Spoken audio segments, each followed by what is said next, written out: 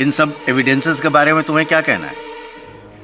Your honour, मैं कुछ कहना नहीं, कुछ पूछना चाहता हूँ। इस केस में मेरे मुख्य साक्षी प्राइम विटनेस डॉक्टर जिंदल से इजाजत है। डॉक्टर जिंदल, जिस समय सतीश और जय कश्यप को आपके अस्पताल लेकर आया गया था, क्या उस समय आप ड्यूटी पर थे? जी, मैंने ही दोनों को अटेंड किया था। मिस्टर सतीश कुमार को ऑपरेशन थिएटर भेजा गया था और मिस्टर जय को MRI और CT स्कैन के लिए। MRI और CT स्कैन, ये रही वो रिपोर्ट्स। क्या आप कृपया अदालत को बताएंगे सरल भाषा में कि इसका अर्थ क्या होता है? मिस्टर जय के लुम्बर स्पाइन के दूसरे और तीसरे वर्टिब्रा के बीच नर्व कॉम्प्रेशन हो जाने की वजह से वो बेहोश हो गए थे।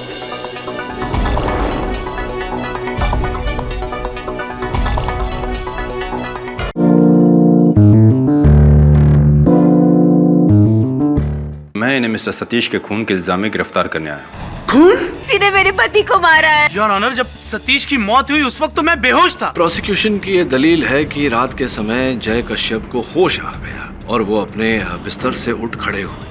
ये अपने कमरे को छोड़कर सतीश के कमरे में गए। इन्होंने सतीश की हत्या की। जय को अगर 12 घंटे के अंदर होश आ भी जाता तो भी वो ऐसी हालत में नहीं थे कि वो 2 कदम भी चल पाते। साहब, अदालत में बॉम्ब है। अदालत में बॉम्ब है। रुक जाओ, कोई बॉम्ब नहीं है। बैठ जाइए, आप खड़े रहिए। जय कश्यप, आप खड़े रहिए।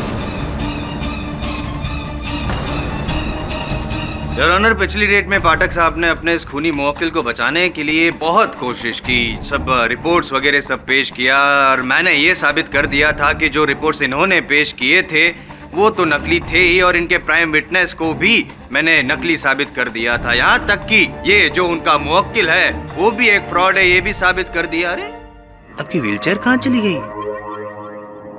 खैर, अब तो आपको व्हीलचेयर की जरूरत पड़ेगी नहीं, क्योंकि फांसी की सजा होने वाली है। अर्थी की जरूरत जरूर पड़ेगी इनको। और एनीवेज योर ऑनर, मुझे नहीं लगता कि पाठक साहब के पास अब कोई सबूत, गवाह कुछ भी होगा इसको बचाने के लिए। So I think the case is over. फांसी की सजा सुनाई दीजिए आप। किडी, तुम अपने मुवक्किल को निर्दोष साबित करने के लिए कोई सबूत या गवाह पेश करना चाहोगे? जी योर ऑनर, साक्ष्य और साक्षी दोनों हैं। सर्वप्रथम ये रिपोर्ट्स जो पिछली सुनवाई में मैंने अपने मुवक्किल के पक्ष में पेश किए थे, और उन रिपोर्ट्स को मैं गलत साबित कर चुका हूँ। नहीं जायसवाल साहब, आपने डॉक्टर जिंदाल को झूठा साबित किया था, इन रिपोर्ट्स को नहीं। एक ही बात है। नहीं, एक बात नहीं है। वैसे ही जैसे एक इंसान अदरक का स्वाद लेता है और एक बंदर अदरक का स्वाद लेता है, अंतर है दोनों में, वैसे ही आपके डॉक्टर जिंदाल को झूठा साबित करने में और मेरे रिपोर्ट्स को झूठा कहने में अंतर है। प्रूफ करना पड़ेगा। चुप रहना पड़ेगा। योर ऑनर, ये प्रमाणित करने के लिए कि ये रिपोर्ट्स जो मैंने अदालत के समक्ष रखे थे ये सच्चे हैं, मैं टीपी मेमोरियल हॉस्पिटल के रेडियोलॉजिस्ट डॉक्टर नानावती को कटघरे में बुलाने की अनुमति चाहता हूँ। इजाजत है।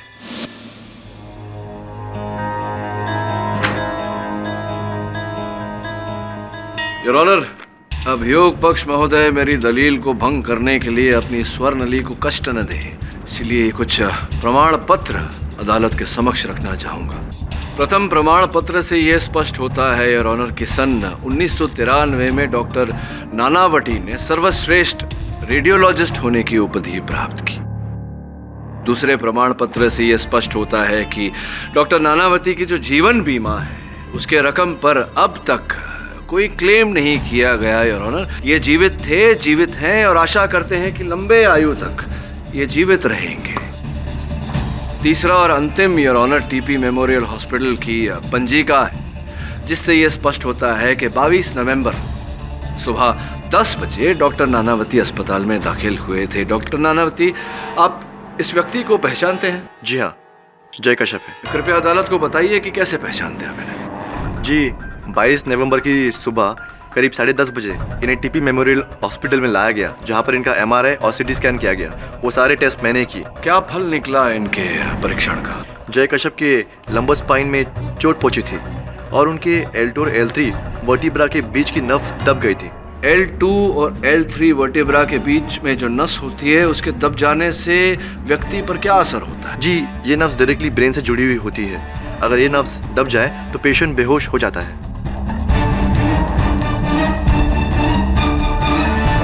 योर ऑनर, मेरे पेश किए गए साक्षी डॉक्टर नानावती, और प्रस्तुत किए गए साक्ष्यों से यह स्पष्ट हो चुका है कि मेरे मुवक्किल जय कश्यप 22 नवंबर की रात को अचल थे, स्थिर थे, बेहोश थे, अपने कक्ष में थे, बाहर निकले ही नहीं। किंतु अभियोग पक्ष महोदय के मन में कोई संकोच न रह जाए, इसलिए इस बात का प्रमाण देने के लिए मैं नर्स जसमीत कौर को कटघरे में बुलाने की अनुमति चाहता हूँ। सर, उस रात मेरी नाइट ड्यूटी थी और मैं 11:15 बजे रूटीन चेकअप के लिए मिस्टर जय कश्यप के रूम में गई थी।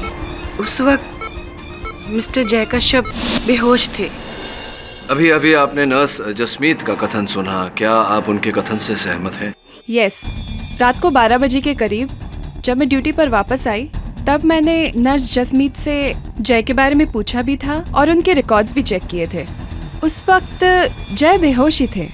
उस समय वो बेहोश ही थे? जी योर ऑनर, 3 साक्षी और उनका समर्थन देने के लिए अनेक साक्ष्य मैं अदालत में प्रस्तुत कर चुका हूँ।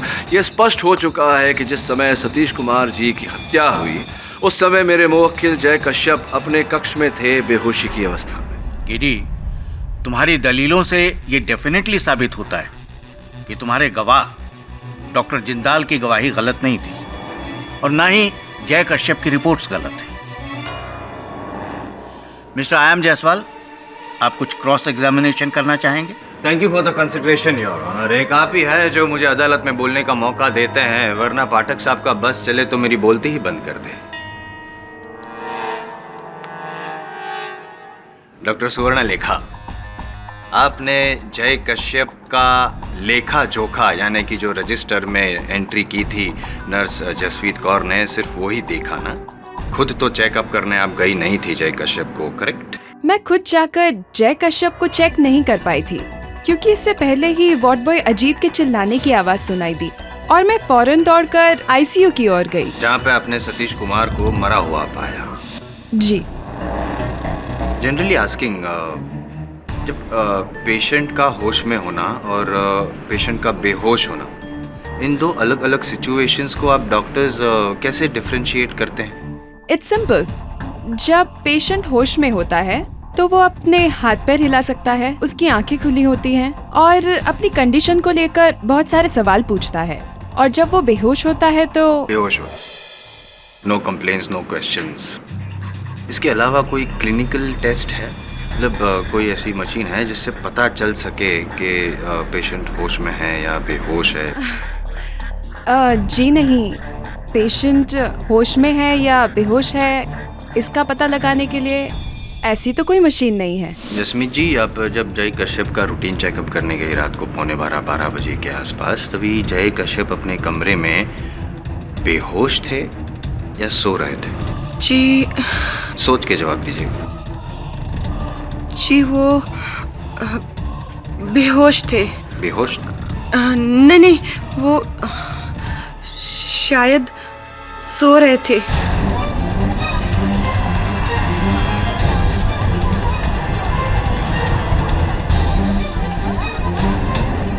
Order, silence in the court please.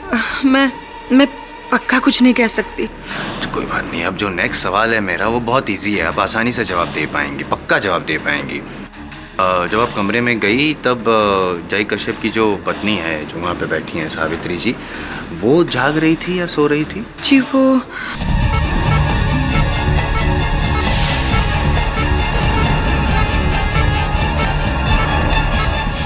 सो रही थी। सो रही थी सावित्री जी। यमराज से अपने पति के प्राण वापस लाने वाली सावित्री बनने के लिए कठोर तपस्या की जरूरत होती है, और उससे ज्यादा जरूरत तो इस बात की होती है कि आपका पति सत्यवान हो। लेकिन योर ऑनर, यहाँ पे तो इनके पति ने बेहोशी का नाटक किया, इनके नींद में होने का फायदा उठाया, अपने बेड से उठे, सतीश का खून किया और फिर से अपने बेड पर आकर लेट गए, बेहोशी का नाटक करते हुए। कर दिया ना इम्प्रेस आपको पाठक साहब?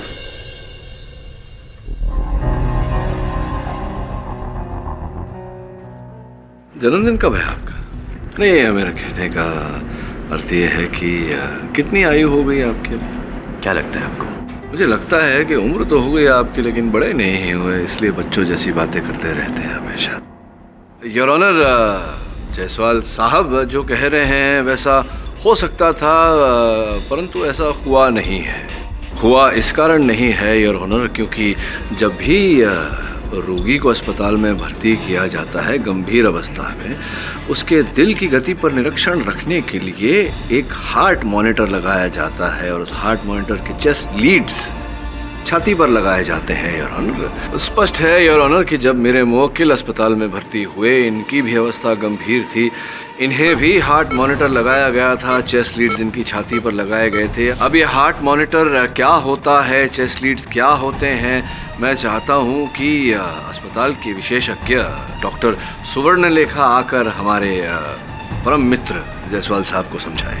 चेस्ट रिलीफ पेशेंट को इसलिए लगाया जाता है ताकि पेशेंट की heart beat, pulse, blood pressure को पल्स ऑक्सीमीटर मशीन में मॉनिटर किया जा सके और रिकॉर्ड किया जा सके।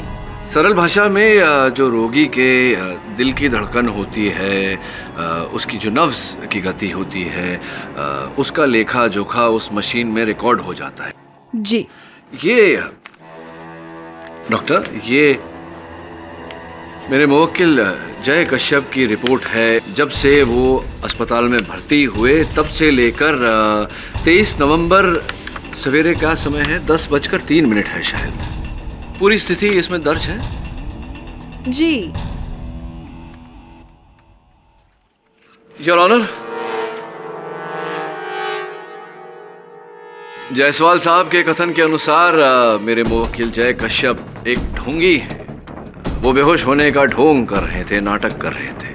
जब उन्होंने अपनी पत्नी सावित्री जी को नींद में देखा तो उन्होंने उस अवसर का लाभ उठाया और अपने बिस्तर से उठे, अपने कक्ष से बाहर हुए, सतीश कुमार के कक्ष में गए। वहाँ उनके साथ उनकी झड़प हुई, उन्होंने सतीश की हत्या की। बाहर निकलते ही वार्ड बॉय अजीत पर आक्रमण किया और फिर भागकर अपने कक्ष में चले गए और फिर से बिस्तर में लेट गए और सबको आभास दिलाया कि वो बेहोश ही थे। किंतु इन रिपोर्ट से पूरी तरह स्पष्ट होता है योर ऑनर कि ऐसा नहीं था। मेरे मुवक्किल जय कश्यप बेहोश ही थे। जो चेस्ट लीड्स इन्हें लगाए गए थे उसकी रिपोर्ट आपके सामने है योर ऑनर। जायसवाल साहब, आपके अनुमान से कितना समय लगा होगा इनको ये पूरा कार्य करने में? पाठक साहब, समय चाहे जितना भी लगाओ, फिलहाल आप अदालत का समय बर्बाद कर रहे हैं। समय व्यर्थ नहीं कर रहा हूँ जायसवाल साहब, अदालत को पल पल का हिसाब दे रहा हूँ। बताइए ना कितना समय लगा होगा? 15 मिनट। 15 minute your honour. अगर कोई रोगी 15 मिनट तक अपना बिस्तर छोड़कर, अपना कक्ष छोड़कर जाना चाहे तो ये आवश्यक है उसके लिए कि वो अपने चेस्ट पर से हार्ट मॉनिटर के लीड्स निकाल दे। क्या मैं सही कह रहा हूँ डॉक्टर साहब? ऐसा किए बिना रोगी बिस्तर छोड़कर नहीं जा सकता। तो अगर जायसवाल साहब की बात मान ली जाए तो जय कश्यप साहब ने अपने चेस्ट के लीड्स निकाले, फिर कक्ष से बाहर गए, वहां इन्होंने हत्या इत्यादि इत्यादि अपना कार्य पूरा किया। कक्ष में लौटे 15 मिनट बाद और फिर से इन्होंने अपने चेस्ट लीड्स लगा लिए। अगर ऐसा होता योर ऑनर तो हार्ट मॉनिटर में इनके दिल की गति जो रिकॉर्ड की गई है उसमें विक्षेप पड़ता, किंतु रिकॉर्ड देखने से स्पष्ट होता है कि इनके दिल की गति की रिकॉर्डिंग में कोई विक्षेप नहीं है। तो मैं अनुरोध करता हूं जायसवाल साहब से कि यहाँ कृपया आएं और बताएं कि किसके दिल की गति उस रिपोर्ट में दर्ज है। योर ऑनर, पाठक साहब जैसा कह रहे हैं वैसा हो सकता था अगर फॉरेंसिक रिपोर्ट ना होती तो। क्योंकि फॉरेंसिक रिपोर्ट के मुताबिक जय कश्यप सतीश कुमार के कमरे में गया था। अगर वो गया ही नहीं था, अगर वो अचल था, तो उसके फिंगरप्रिंट्स और फुटप्रिंट्स के अपने आप चल के गए। योर ऑनर, अगर पाठक साहब गलत नहीं है तो मैंने जो कहा वो भी तो सही है। क्यों बैठ गए? पाठक साहब, आप बैठ जाएंगे तो आपका केस भी बैठ जाएगा और ये उठ जाएगा दुनिया से। फॉरेंसिक रिपोर्ट के मुताबिक जय कश्यप सतीश कुमार के कमरे में गया था। अगर वो गया ही नहीं था, अगर वो अचल था, तो उसके फिंगरप्रिंट्स और फुटप्रिंट्स के अपने आप चल के गए।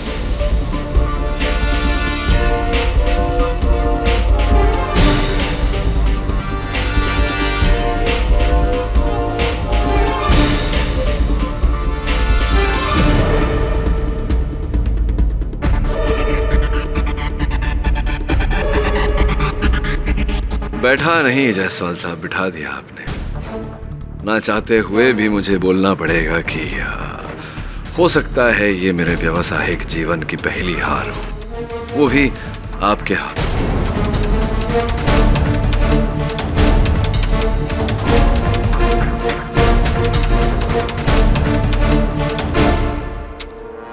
ये दिन तो आना ही था। इस दिन को याद रखने के लिए अगर आप कृपया कर मुझे आपका हस्ताक्षर, आपका ऑटोग्राफ दे दें तो बड़ी कृपा होगी।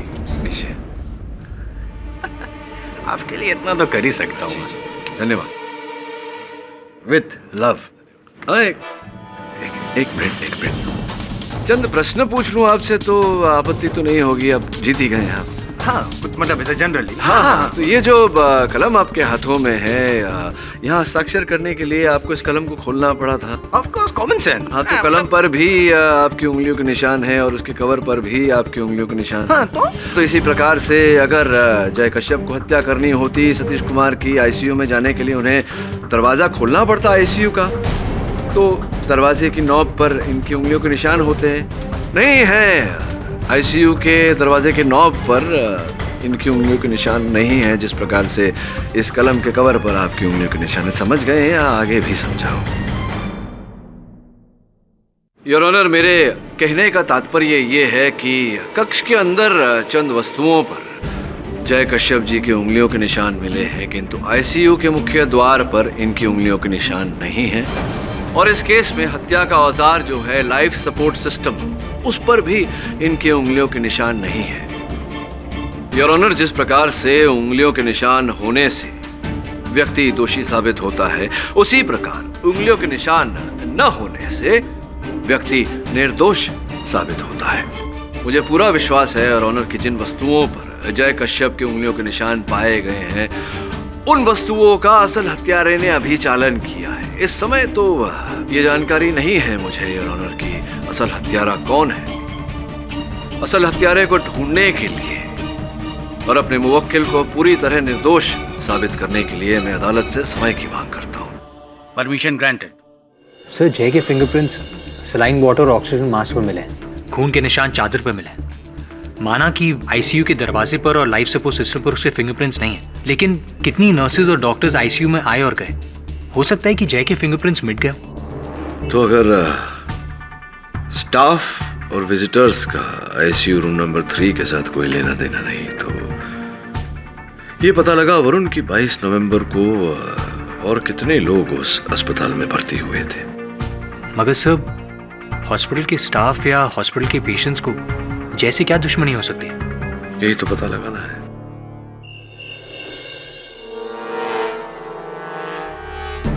दवे, यहाँ तो कुछ नहीं मिला और मिलेगा भी नहीं। मैं पूरी तहकीकात कर चुका, वो सारे एविडेंसेस कोर्ट में जमा भी कर दिए। तो पता नहीं केडी को मेरी काबिलियत पे शक क्यों होता है। ऐसा नहीं है दवे। तो कैसा है? तू ही बोल। तुझे नहीं लगता कि जय कश्यप ही खूनी? हाँ, मुझे भी ऐसा ही लगता है, लेकिन तो फिर केडी से ने हमें यहाँ कोई खास सबूत ढूंढने के लिए भेजा है ना। क्या चाहिए? कम से कम बताना तो चाहिए ना। इतने बड़े हॉस्पिटल में हम क्या ढूंढ रहे हैं, हमको ये भी नहीं पता। ढूंढेंगे तो पता चल जाएगा। चल ढूंढते हैं।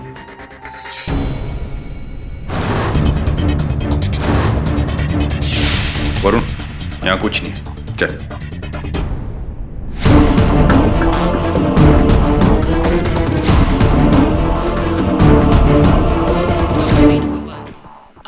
सब कुछ चेक करते रहना। दवे, समझ में नहीं आ रहा है कि आईसीयू के इक्विपमेंट्स पर सतीश के फिंगरप्रिंट्स कैसे आए।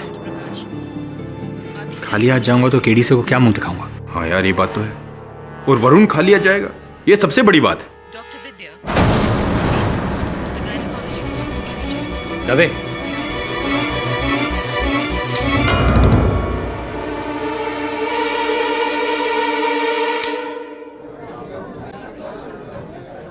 Dr. Vidya, please report to the gynecology ward immediately. Dave, हमें विद्युत कक्ष चेक करना चाहिए।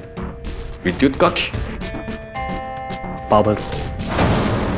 योर ऑनर, मेरे सहायक वरुण ने जब इंस्पेक्टर दवे के साथ मिलकर टीपी मेमोरियल हॉस्पिटल का परीक्षण किया, उस अस्पताल के विद्युत कक्ष में से, इलेक्ट्रिक रूम में से, उन्होंने एक प्लास्टिक की थैली बरामद की। योर ऑनर, उस थैली में उन्हें मिला एक चादर, एक ऑक्सीजन मास्क और ऑपरेशन के समय उपयोग किए जाने वाला टोपी, मुखौटा और दस्ताने। ये सारी चीजें जो आप बता रहे हैं वो हर हॉस्पिटल में मिलती है, बड़ी आसानी से होती ही है। इट्स कॉमन सेंस, ये कोई रॉकेट साइंस नहीं है। नहीं, रॉकेट साइंस की बात नहीं कर रहा मैं, यहाँ मेडिकल साइंस की बात कर रहा हूँ। एक अस्पताल की जो प्रथा होती है वो समझाने का प्रयास कर रहा हूँ न्यायाधीश महोदय को। अगर आप अनुमति दें तो मैं। योर ऑनर, हर अस्पताल की ये प्रथा होती है कि जब अस्पताल के भंडार से सामान कक्ष में भेजा जाता है तो उसके क्रमांक की नोंद अस्पताल के भंडार पंजिका में की जाती है। सर्वप्रथम योर ऑनर, वो चादर जो प्लास्टिक की थैली में पाया गया इलेक्ट्रिक रूम से, विद्युत कक्ष से, उसका क्रमांक योर ऑनर BS 22685। वो आधी उपयोग की गई सलाइन की बोतल जो प्लास्टिक की थैली से पाई गई, जो प्लास्टिक की थैली विद्युत कक्ष में मिली, उसका क्रमांक AS 3561। और यह सामान भेजा गया था योर ऑनर ICU नंबर 3 में 22 नवंबर को। सतीश कुमार जी उस कक्ष में थे।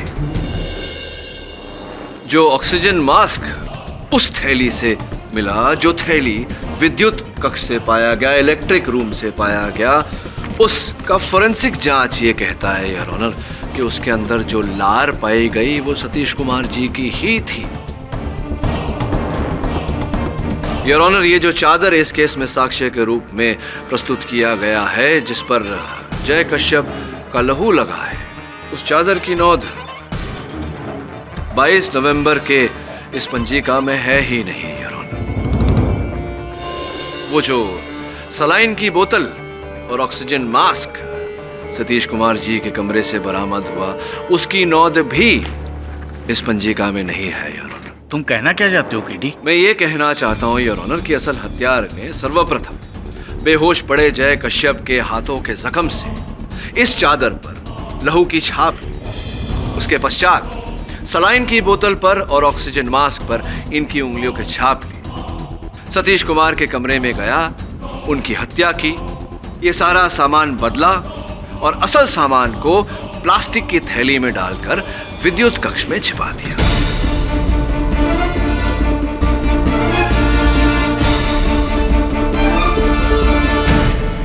पाठक साहब, बहुत सीनियर हैं आप, छोटे मुंह बड़ी बात कर रहा हूँ। ये अदालत जो है वो पॉसिबिलिटीज पे नहीं रियलिटी पे डिसीजंस लेती हैं, और रियलिटी तो यही है कि जय कश्यप ही खूनी है। जायसवाल साहब, जब आप मानते हैं कि मुंह छोटा है तो बड़ी बड़ी बातें करते ही क्यों हैं? ये सब इनके मन का वहम है योर ऑनर। वास्तविकता तो ये है योर ऑनर कि ऑपरेशन के समय उपयोग किए जाने वाला जो टोपी और मास्क हमें उस प्लास्टिक की थैली से मिला, जो प्लास्टिक की थैली विद्युत कक्ष में मिली, उस पर जो सूखा हुआ पसीना लगा था योर ऑनर, उसकी जांच के बाद ये पता चला है कि वो पसीना न जय कश्यप का था, न सतीश कुमार का था, न ही अस्पताल के किसी और कर्मचारी का। किसने किया था पाठक साहब? प्लीज नाम बता दीजिए ना, तो केस खत्म हो जाएगा और आप जीत जाएंगे, मैं हार जाऊंगा। लेकिन उत्तर दूं उससे पहले आप ही के चश्मदीद गवाह वार्ड बॉय अजीत से मैं अगर चंद प्रश्न करूं, आपको आपत्ति तो नहीं होगी? आपको कौन रोक सकता है? अच्छाई और सच्चाई को कोई नहीं रोक सकता जायसवाल साहब। Let's prove it. क्या अजीत भाई, क्या हुआ था उस दिन?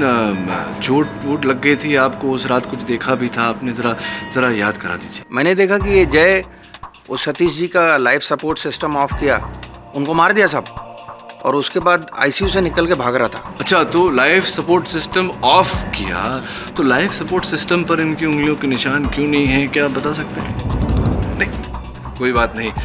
इस प्रश्न का उत्तर तो IM जायसवाल साहब के पास भी नहीं है। जो भी हो, हाँ बताइए, क्या हुआ फिर? इन्होंने लाइफ सपोर्ट सिस्टम ऑफ किया, इनकी उंगलियों के निशान वहाँ नहीं आए किसी कारणवश।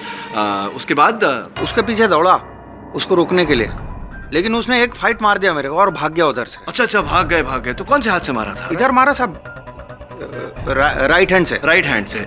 जिस हाथ में इन्हें प्लास्टर लगा हुआ है उस हाथ से मारा था? सर पक्का बोले तो ध्यान नहीं, शायद लेफ्ट से मारा रहेगा। अच्छा, दाहिने हाथ से नहीं मारा, बाएं हाथ से मारा। ये चोट जो देखे,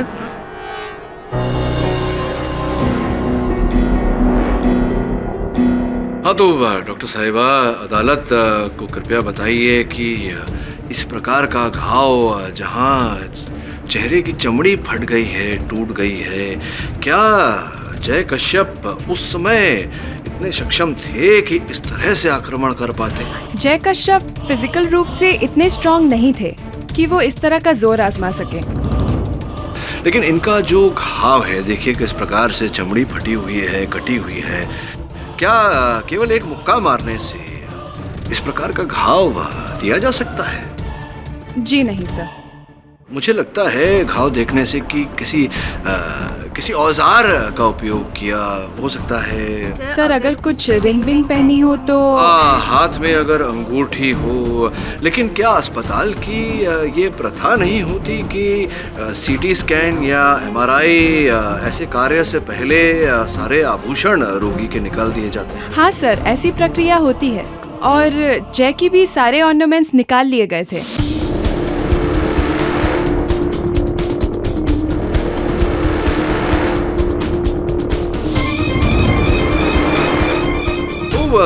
अजीत भाई, ये जरा समझा दीजिए मुझे कि अगर इनके हाथ में न कड़ा था, न अंगूठी थी, न घड़ी थी, तो इस प्रकार का घाव आपके चेहरे पर कैसे आ गया?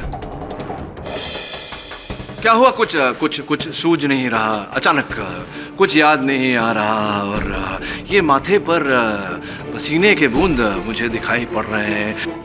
अक्सर ऐसा होता है अजीत भाई इस कटघरे में, जब किसी का झूठ पकड़ा जाता है तो इसी प्रकार से माथे पर पसीना आने लगता है। चलिए माथे का पसीना बाद में पूछिएगा, बताइए सच क्या है। लेकिन यहाँ खड़े हुए इंस्पेक्टर दवे के पास तरीके हैं सत्य बुलवाने के। बोलेंगे आप? सर बोलिए। माफ करना साहब, मैं दबाव में आके झूठा बयान दे गया साहब।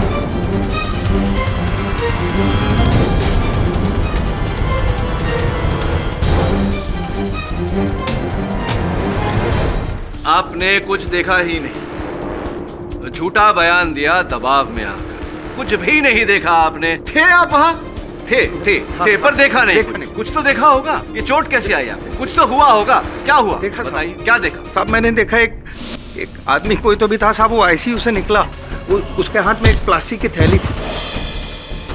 कृपया अदालत को बताइए कि वो व्यक्ति कौन था। नहीं साहब, वो ओटी का टोपी और सर्जिकल मास्क लगाया हुआ था, तो अपन देख नहीं पाया उसको। भागते भागते में वो टोपी और मास्क फेंक के गया उधर। तो अब तक की कहानी ये है कि आपने ये जो क्रिया आपकी थी, ये जो झूठा आरोप आपने लगाया जय साहब पर, ये किसी के दबाव में आकर लगाया। आपको बस इतना ही बताना है आपकी किसके दबाव में आकर लगा। साहब अपने साथ एक दूसरा वार्ड बॉय टीपी मेमोरियल में, जुगल बोल के, उसने दबाव डाला साहब। तो ये किस प्रकार से और क्यों जुगल साहब ने आप पर ये दबाव डाला? क्या साहब, वो हॉस्पिटल का स्टोर रूम में अपन को चोरी करते हुए रंगे हाथ पकड़ लिया था उसने। अच्छा, तो तू चोरी कर रहा था? तो रुक, मैं तेरी कंप्लेंट करता हूँ। नहीं जुगल भाई, देखो मैं तुम्हारे काम आ सकता हूँ, अपन तेरा मदद करेगा ना कभी है? ठीक है।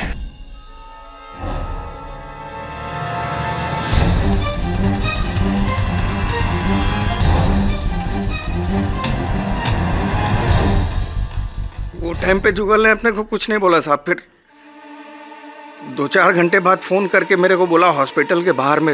रात को 12 बजे के बाद आईसीयू नंबर 3 के बाहर खड़े होने का। वहां पर एक साहब तुझे एक बैग देगा, वो बैग लेकर तू अपनी स्टाइल में हॉस्पिटल से बाहर निकलवा देने का, और फिर बोलने का बेड नंबर 27 के पेशेंट जय कश्यप को सतीश कुमार को मारते देखा है। अच्छा, महिला हॉस्पिटल में मर्डर? जुगल मैं ये काम नहीं करेगा भाई। सोच ले, अगर मैंने कंप्लेन कर दिया ना तो तू जेल में तो जाएगा ही जाएगा, नौकरी भी जाएगा साथ में, और तेरे बच्चे चौराहे पर सिग्नल पर खड़े रहकर भीख मांगेंगे, तब अच्छा लगेगा? सोच ले। जाऊं मैं?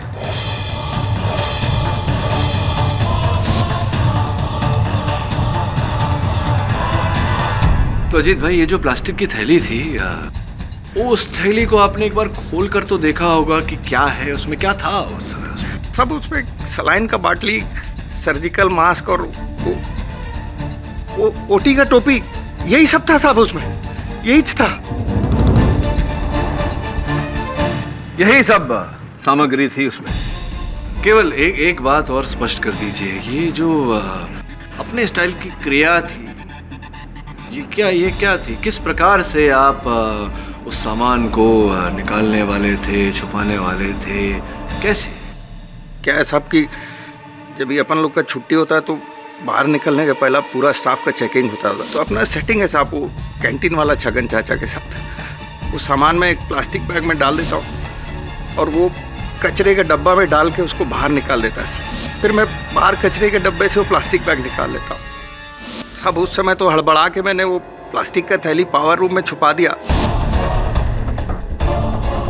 कुछ घंटे बाद मैंने वो कैंटीन वाले छगन चाचा को बोला कि पार्सल निकालने का, तो उसने मना कर दिया साहब, बोला हॉस्पिटल में मर्डर हुआ है, अभी मैं ऐसा कुछ नहीं कर सकता क्योंकि पुलिस लगेली है चारों तरफ।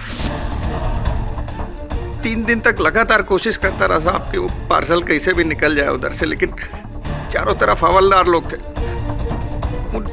पकड़े जाने के डर से वो उधर ही रह गया साहब। योर ऑनर, जिस प्लास्टिक की थैली का अभी अजीत भाई ने वर्णन किया, ये वही प्लास्टिक की थैली है जो अस्पताल के विद्युत कक्ष से इंस्पेक्टर दवे और मेरे सहायक वरुण ने बरामद किया था, जिसके अंदर से ये सारा सामान प्राप्त हुआ। अर्थात अभियोग पक्ष के पास कोई चश्मदीद गवाह बाकी नहीं रहा। योर ऑनर, इनके कथन से एक और बात स्पष्ट होती है योर ऑनर, कि किसी और ही व्यक्ति ने इन्हें प्लास्टिक की वो थैली थी जिसमें ये सारी सामग्री थी, और वार्ड बॉय जुगल के कहने पर इन्हें ये थैली अस्पताल से ओझल करनी थी।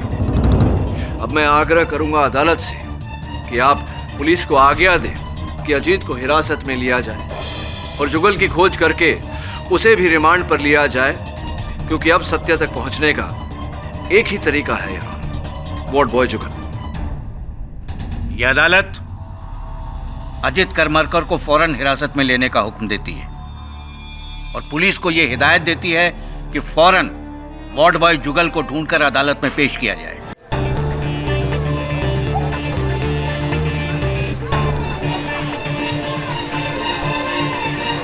सुनो, ये जुगल का रहता है?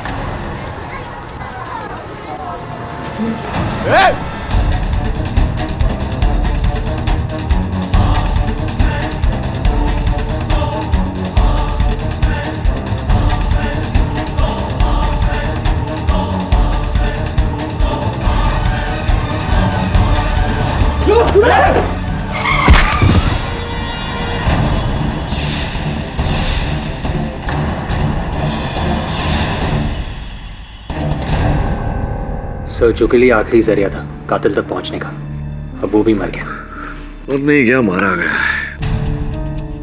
सो यू मीन टू से? एग्जैक्टली। प्रश्न ये उठता है कि कैसे पता लगा है कि कातिल कौन है। मैंने तुझे 22 नवंबर को वहाँ की पेशेंट लिस्ट लाने को कहा था, तो yes sir, the list is with me. So the list is here.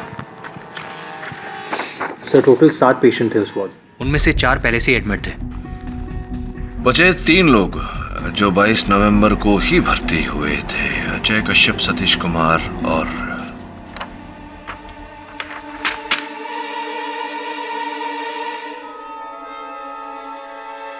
Your honour, 22 नवंबर को टीपी मेमोरियल हॉस्पिटल में 3 लोग भर्ती किए गए थे। एक मेरे मुवक्किल जय कश्यप, रीढ़ की हड्डी की तकलीफ के लिए, कष्ट के लिए। दूसरे सतीश कुमार जी, जिन्हें दुर्भाग्यवश मेरे मुवक्किल ने ही कष्ट दिया था। और तीसरे मिस्टर पटेल। मिस्टर पटेल, अदालत को कृपया बताएं कि आपको क्या कष्ट था, क्यों भर्ती हुए थे आप टीपी मेमोरियल हॉस्पिटल में? उस दिन मेरे हाथ में चोट लग गई थी, खून काफी बह गया था, तो मुझे हॉस्पिटल में एडमिट होना पड़ा। Is that a crime? No, it's not a crime, mister Patel. अस्पताल की सूची कहती है कि चिकित्सा के रूप में आपको 3 ही टाके लगे थे। पूरा दिन पूरी रात आप अस्पताल में ही रहे। 23 नवंबर सवेरे आपने डिस्चार्ज लिया। योर ऑनर, उस दिन मुझे वीकनेस बहुत ज्यादा महसूस हो रही थी, तो मुझे लगा कि मुझे एक दिन और हॉस्पिटल में रेस्ट करना चाहिए। हाँ, वीकनेस तो महसूस होगी ही आपको।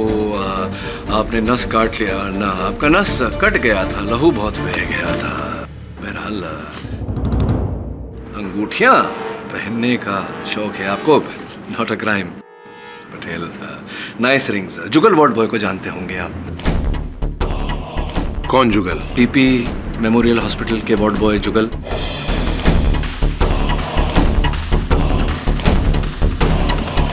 आप नहीं जानते हो? नहीं, बिल्कुल नहीं पहचानते आप कहीं से? एक्सक्यूज मी।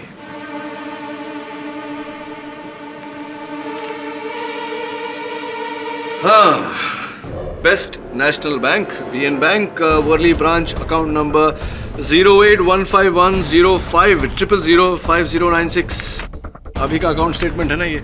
अब ये देखिए, ये जुगल वार्ड बॉय जिन्हें आप नहीं जानते, उनके अकाउंट में इस तारीख को कुछ ही दिन पहले आपने 6 लाख रुपए जमा किए। अभी बताइए, जिन्हें आप जानते नहीं है, पहचानते नहीं है, 6 लाख रुपए की रकम आपने क्यों दी थी?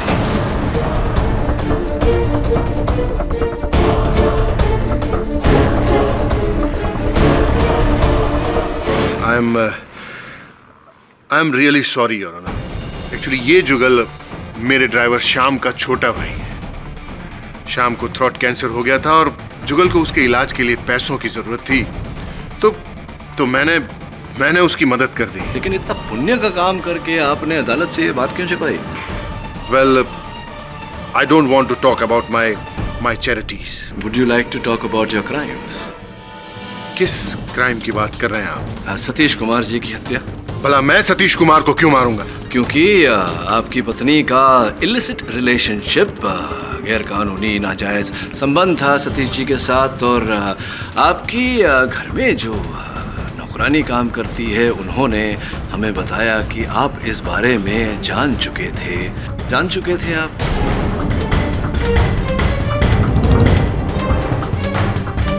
जानते थे आप मिस्टर पटेल, आपकी पत्नी और सतीश जी के संबंध के बारे में जानते थे या नहीं? ये बात बिल्कुल सही है, लेकिन इसका मतलब ये तो नहीं कि मैंने सतीश कुमार को मारा है। सतीश कुमार को आप ही ने मारा है। क्यों? तो मैंने आपको बता दिया। कैसे, कब, कहां, ये मैं न्यायाधीश महोदय को बताऊंगा। योर ऑनर, कहानी कुछ ऐसी है। मेरे मुवक्किल जय कश्यप स्वर्गीय सतीश कुमार और मिस्टर पटेल एक ही बिल्डिंग में रहते हैं। सूत्रों के अनुसार मिस्टर पटेल ये जान गए थे कि इनकी पत्नी का सतीश कुमार जी के साथ संबंध चल रहा है विवाह के बाहर।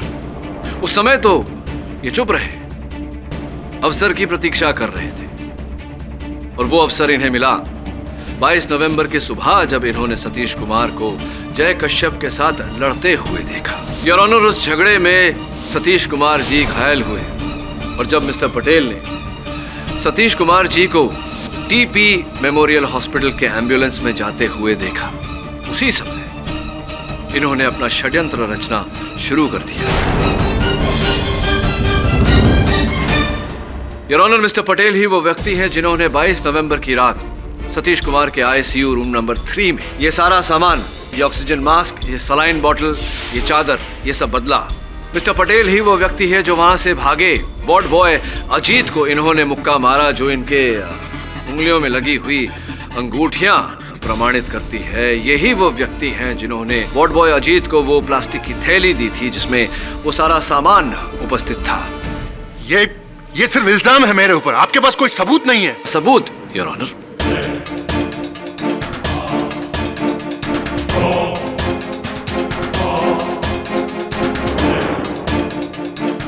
प्लास्टिक की थैली में पाए गए ऑपरेशन के समय उपयोग किए जाने वाली टोपी और मास्क पर जो सूखा हुआ पसीना था, वो योर ऑनर मिस्टर पटेल के डीएनए से मैच करता है।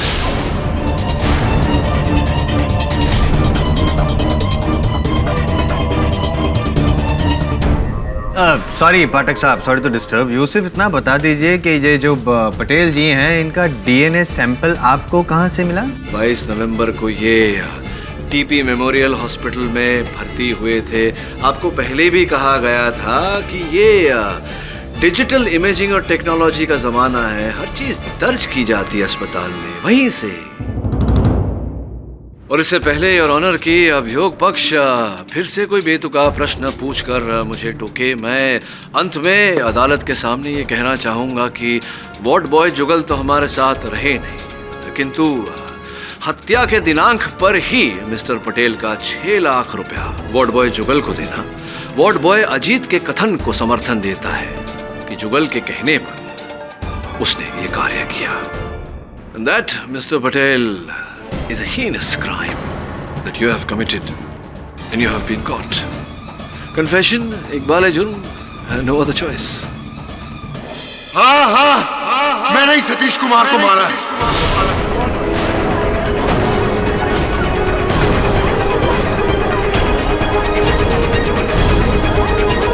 Order order. योर ऑनर, मुझे उन दोनों के अफेयर के बारे में पता चल गया था। मैं सतीश कुमार को अपनी बीवी से दूर करने के लिए सही मौके की तलाश कर रहा था, और जब मुझे पता चला कि सतीश कुमार को हॉस्पिटलाइज किया गया है और उनकी हालत क्रिटिकल है, तो मैं सैडिस्टिक सिंपैथी के लिए हॉस्पिटल गया, और वहीं मुझे मेरे ड्राइवर श्याम का छोटा भाई जुगल मिला। Good morning sir. जुगल, कैसे हो भाई? और तुम्हारे भाई की तबीयत कैसी है? कैंसर फैलता जा रहा है, 6 लाख रुपए की जरूरत है। जब मुझे ये पता चला कि जय कश्यप की वजह से सतीश कुमार की हालत क्रिटिकल है, तो मैंने मौके का फायदा उठाया और सतीश कुमार को हमेशा हमेशा के लिए अपनी जिंदगी से हटाने का प्लान बनाया, और मैंने खुद ही अपने हाथ को काट लिया ताकि मुझे अपने प्लान को एग्जीक्यूट करने के लिए हॉस्पिटल में रहने का मौका मिले। और फिर मैंने जुगल को अपने पास बुलाया। ये 6 लाख का चेक तुम्हारे भाई के इलाज के लिए, इसके बदले में तुम्हें मेरा एक छोटा सा काम करना पड़ेगा। जी सर।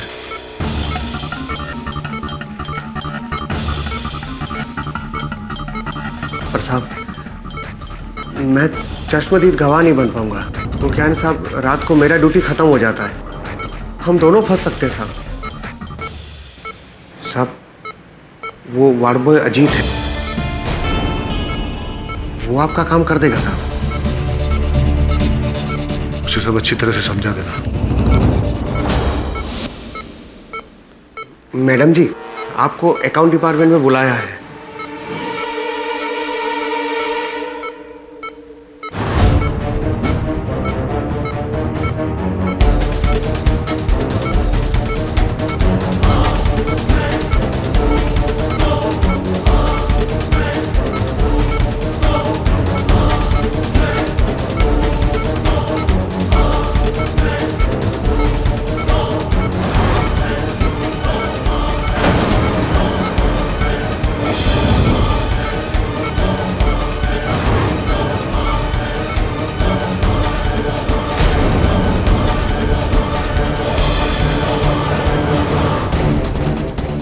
मैंने जाते जाते अजीत को एक पंच मारा और सर्जिकल मास्क और कैप उतार कर फेंक दिया ताकि अजीत का स्टेटमेंट सच्चा लगे। तो डिफेंस ये अदालत जय पटेल को सतीश कुमार की हत्या के जुर्म में दोषी पाते हुए उम्र कैद की सजा सुनाती है, और जय कश्यप को सतीश कुमार पर वार करने के जुर्म में 1 साल कड़ी कैद की सजा सुनाती है। The case is closed. अरे जायसवाल साहब, आपने अंत में बताया ही नहीं कि आपकी आयु कितनी हुई, जन्मदिन कब है आपका? आज ही है पाठक साहब मेरा जन्मदिन, और आज ही के दिन आपने मेरी वाट लगा दी। आज है आपका जन्मदिन? अरे जन्मदिन की बहुत बहुत बधाई, और ईश्वर से प्रार्थना करता हूँ आपके जन्मदिन पर कि आप बहुत जल्द बड़े हो जाएं।